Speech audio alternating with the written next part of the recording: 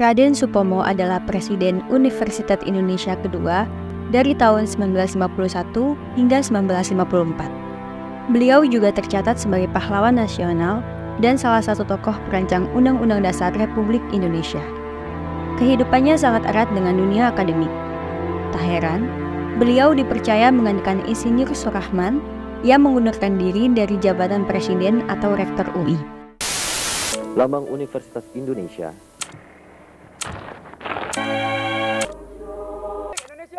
Bukan hanya kita.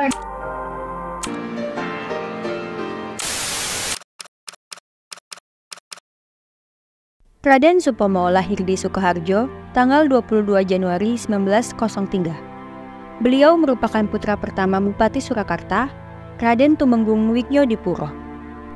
Supomo bersekolah di ELS Boyolali dan Mulo Solo. Kemudian pada tahun 1920, beliau melanjutkan pendidikannya di sekolah hukum di Jakarta.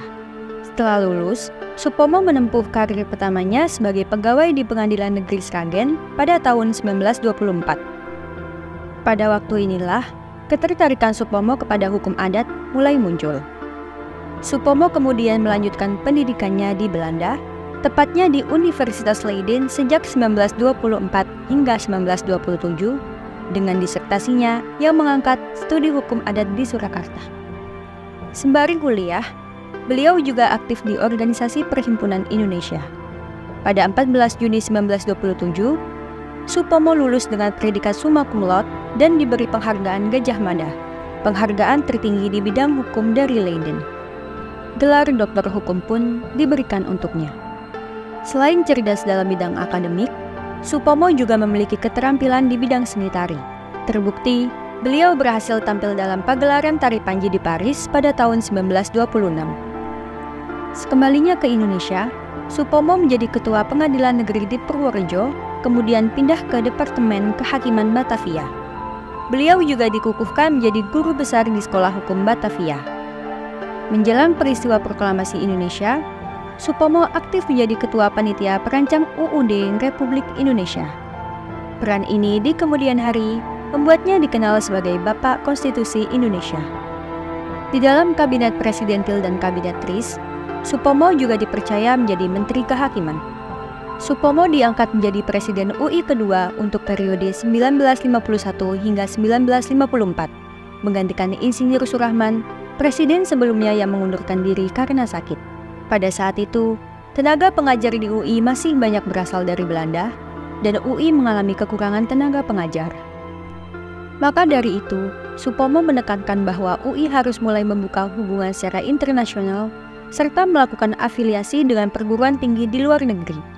Aspirasi ini kemudian diwujudkan dengan beberapa bentuk kerjasama, seperti dengan International Cooperation Administration, Ford Foundation, UNESCO, serta British Council, yang memberikan bantuan baik berupa buku, tenaga pengajar, maupun beasiswa kepada beberapa fakultas di UI.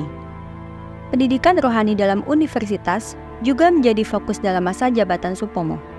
Hal ini dapat dilihat dalam pidatonya pada acara Disnatalis UI ketiga tanggal 16 Februari 1953 di Bandung, di mana Supomo berharap agar tiap-tiap mahasiswa bukan saja menjadi orang gunawan, melainkan juga menjadi orang budiman dengan penuh rasa tanggung jawab terhadap kebahagiaan nusa dan bangsanya, serta terhadap kebahagiaan umat manusia pada umumnya.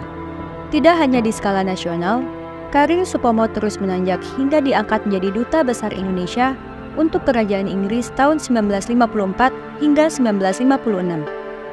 Pada tanggal 12 Desember 1958, Supomo wafat dan dimakamkan di Solo. Atas jasa-jasanya, pada 14 Mei 1965, Supomo secara anumerta dinyatakan sebagai pahlawan nasional Indonesia oleh Presiden Soekarno. Selain itu, Supomo juga diberikan penghargaan oleh Menteri PTIP, Menteri Pendidikan dan Kebudayaan, serta Lembaga Perguruan Tinggi Ilmu Kepolisian.